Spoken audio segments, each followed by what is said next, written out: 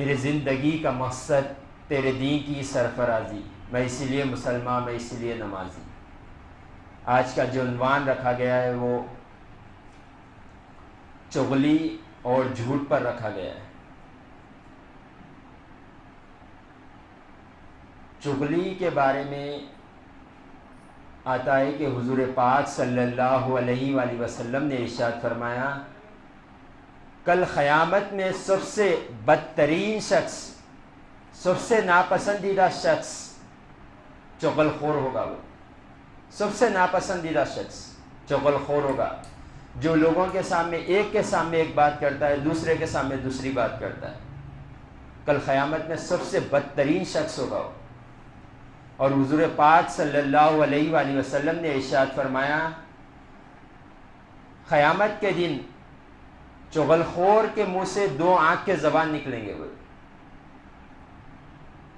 اور حضور پاک صلی اللہ علیہ وآلہ وسلم نے ارشاد فرمایا، چغل خور جنت میں داخل نہیں ہوگا۔ ہم ذری سی کانوں کی لذت کے لیے، اپنی نفس کی خوشی کے لیے ہم ہمیشہ کی نعمتوں سے محروم کر دیے جائیں گے۔ چغلی یہ زیادہ تر خواتین میں پائی جاتی ہے، مرد حضرات بھی کرتے ہیں، مگر اکثریت خواتین میں نظر آتی ہے چغلی جو کرتے ہیں۔ یہ چغلی اتنی بڑی بیماری ہے، وہ کئی گھروں کو تباہ کر دیتی ہے، میاں بیوی کے ساتھ رشتے ختم کر دیتی ہے۔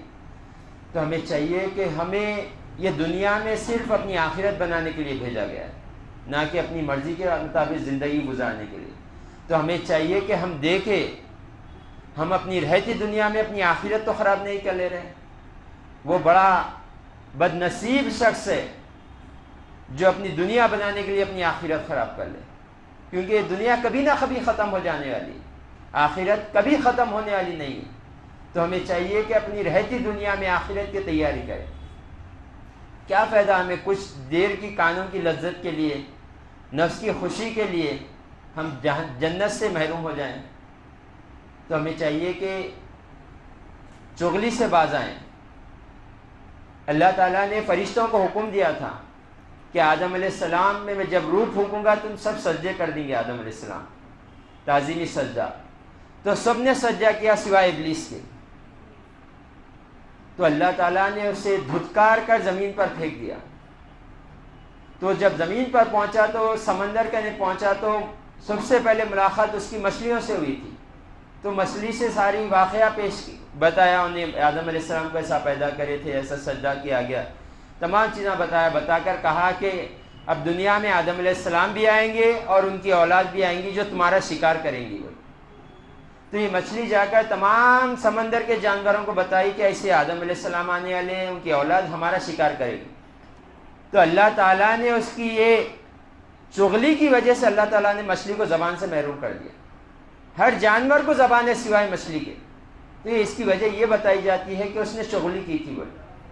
اور مدینے میں ایک شخص رہا کرتا تھا جس کی بہن بہت زیادہ بیمار ہو گئی، زیادہ علیل ہو گئی تھی۔ اس نے علاج کرایا، کئی دنوں تک یہ بیماری بڑھتے گئی، اس کی بہن کا انتقال ہو گیا۔ تو اس کے بہن کو لے جا کر دفن کر دیا گیا۔ جب پلٹ کر گھر کو آیا تو اس شخص کو پتا چلا کہ اس کی مال کی تھیلی اس قبر میں گر گئی۔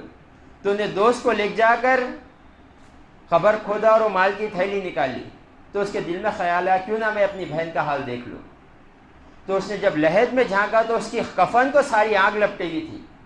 تو وہ گھبرا گیا اور گھر کو آ کر پوچھا، اے والدہ میری بہن کیا گناہ کرتی تھی جو میں نے جو معاملہ دیکھ کر آیا؟ تو اس کی والدہ نے کہا کہ تیری بہن لوگوں کے بات کان لگا کر سنا کرتی تھی اور لوگوں کا جا کر بولا کرتی تھی، یعنی چغلی کیا کرتی تھی۔ تو بھائی نے سمجھ گیا چغلی کی اس کو نتیجہ مل رہا ہے۔ تو ہمیں چاہیے کہ ہم چغلی سے باز رہیں۔ یہ صرف ہمارے کان کی خوشی، نفس کی خوشی کے لیے ہم اپنی آخرت خراب نہ کریں، لوگوں کے گھر بار خراب نہ کریں۔ خاندانوں میں لڑائی جھگڑے ہو جاتی ہے چغلی کی وجہ سے، تو ہم اس سے باز رہیں۔ اور جھوٹ، حضور پاک صلی اللہ علیہ وآلہ وسلم نے ارشاد فرمایا، جھوٹ بات کی حقیقت کو بدلنے کو کہتے ہیں، یعنی ایک بات ہو اور ایک بات کہے اس کو جھوٹ کہا جاتا ہے۔ اور جھوٹ یہ اتنی بڑی بیماری ہے، ہر گناہ کی جڑ جھوٹ ہے۔ حضور پاک صلی اللہ علیہ وآلہ وسلم نے ارشاد فرمایا، تم جھوٹ کے قریب بھی نہ جایا کرو، کیونکہ جھوٹ تمہیں گناہ کی طرف لے کے جائے گا اور گناہ جہنم کی طرف لے کر چلے جائیں. انسان جب جھوٹ بولتا ہے تو ایک جھوٹ چھپانے کے لیے 100 جھوٹ بولتا ہے انسان. آج ایک چھوڑ دیتا ہے, کل اس کے بارے میں وہ جھوٹ کی چکر میں 100 جھوٹ بول دیتا ہے انسان.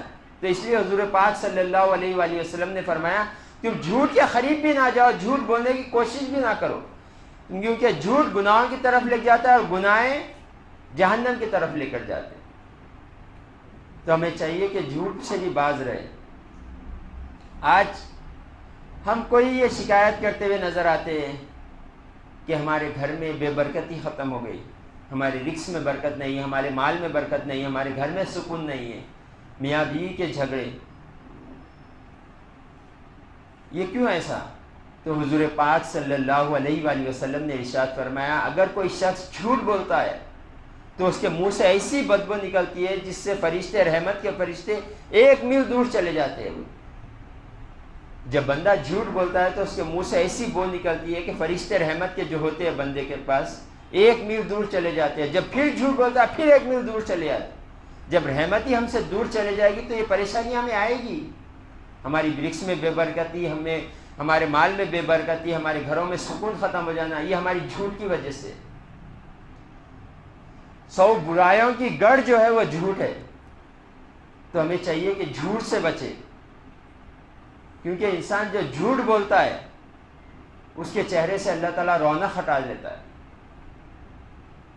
اور حدیث شریف میں آتا ہے کہ حضور پاک صلی اللہ علیہ وآلہ وسلم نے ارشاد فرمایا جو شخص جھوٹ بولتا ہے تو اللہ تعالیٰ اس کے ہر کام میں بے برکتی پیدا کر دیتا ہے. تو ہمیں چاہیے کہ جھوٹ سے باز رہے. اور ایک شخص حضور پاک صلی اللہ علیہ وآلہ وسلم کے پاس آیا اور کہا کہ یا رسول اللہ مجھ میں 4 بڑے بیماریاں ہیں اور میں ان میں طاقت نہیں رکھتا ہوں کہ چاروں کو چھوڑ دوں, مجھے کچھ راستہ بتائیں. تو حضور پاک صلی اللہ علیہ وآلہ وسلم نے ارشاد فرمایا کون سی بیماریاں ہیں؟ تو اس نے کہا کہ میں جھوٹ بولتا ہوں, میں زنا کرتا ہوں, میں شراب پیتا ہوں, میں چوری کرتا ہوں.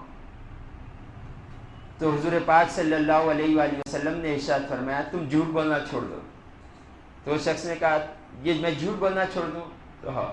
تو اس نے حضور پاک صلی اللہ علیہ وسلم سے وعدہ کیا کہ میں آج کے بعد کبھی جھوٹ نہیں بولوں, اور وہ نکل گیا. جیسے ہی راستے سے گزرا کہ اسے شراب خانہ نظر آیا تو اس کے دل میں خیال آیا کہ میں نے تو شراب سے وعدہ نہیں کیا, شراب پی لیتا ہوں. وہ جیسے ہی آگے بڑھا اس کے ذہن میں پھر آیا کل میں حضور پاک صلی اللہ علیہ وآلہ وسلم کی بارگاہ میں جاؤں گا اور حضور پاک صلی اللہ علیہ وآلہ وسلم مجھ سے پوچھیں گے کیا تم نے شراب پیا؟ اگر میں آج شراب پی لوں گا تو کل مجھے جھوٹ بولنا پڑے گا. اس نے کہا نہیں میں شراب نہیں پیوں گا کیونکہ مجھے جھوٹ بولنا پڑے گا. اسے ترک کر دیا اور آگے بڑھ گیا. جیسے ہی رات ہوئی اس کے دل میں خیال آیا کہ میں چوری کروں گا, میں نے چوری کا تو وعدہ نہیں کیا. پھر جیسے ہی آگے بڑھا پھر وہ خیال آیا کہ میں چوری کر لوں گا اور کل نبی کریم صلی اللہ علیہ وآلہ وسلم کی بارگاہ میں جاؤں گا تو حضور جب پوچھیں گے کیا تم نے چوری کی تو مجھے جھوٹ بولنا پڑے گا میں نے چوری نہیں کی, حتیٰ میں رک جاتا ہوں, چوری نہیں کرتا ہوں.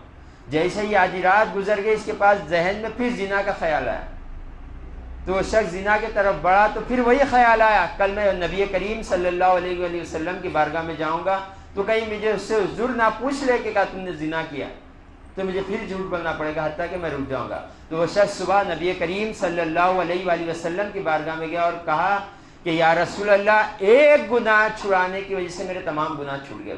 تو گناہ کی جو اصل جڑ ہے وہ جھوٹ ہے. گناہ کبیرہ میں سب سے زیادہ بدترین جو جھوٹ ہے گناہ وہ جھوٹ ہے. تو ہمیں چاہیے کہ ہمیں جھوٹ سے باز آنا چاہیے. اور حضور پاک صلی اللہ علیہ وآلہ وسلم کو تمام گناہوں میں سب سے زیادہ جس سے حضور نفرت کرتے تھے وہ گناہ جھوٹ تھا. تو ہمیں جھوٹ سے باز آنا چاہیے. آج ہم سب کی خواہش ہے کہ ہم نبی کریم صلی اللہ علیہ وآلہ وسلم کے چہیتے بن جائیں.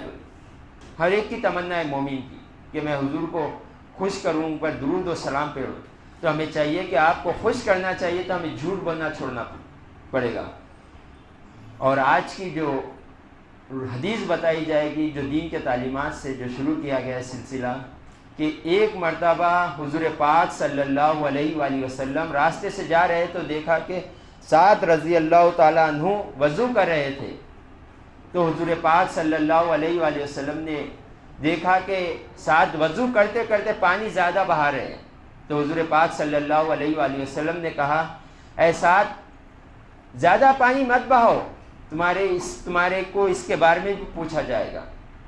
تو ہم غور کریں، جو اسلام میں وضو کرتے وقت پانی بہانے سے منع کیا گیا، وہ اسلام میں کہاں کسی کا خون بہانے کا حکم دے گا؟ تو ہمارا اسلام وہ اسلام ہے، دین فطرت ہے، انسان کے گمان جہاں ختم ہو جاتی ہے، جہاں سوچ ختم ہو جاتی ہے، وہاں سے اسلام کی ابتدا ہوتی ہے۔ تو جو اسلام پانی بہانے سے منع کر دیا گیا، وہاں کسی کا خون بہانے کا حکم کیسے دے گا؟ تو ہمیں چاہیے کہ اسلام کے تعلیمات پڑھے، اس کے بعد کچھ کہے تو اسلام کے بارے میں کہے۔ وآخر دعوانا ان الحمد للہ رب العالمین۔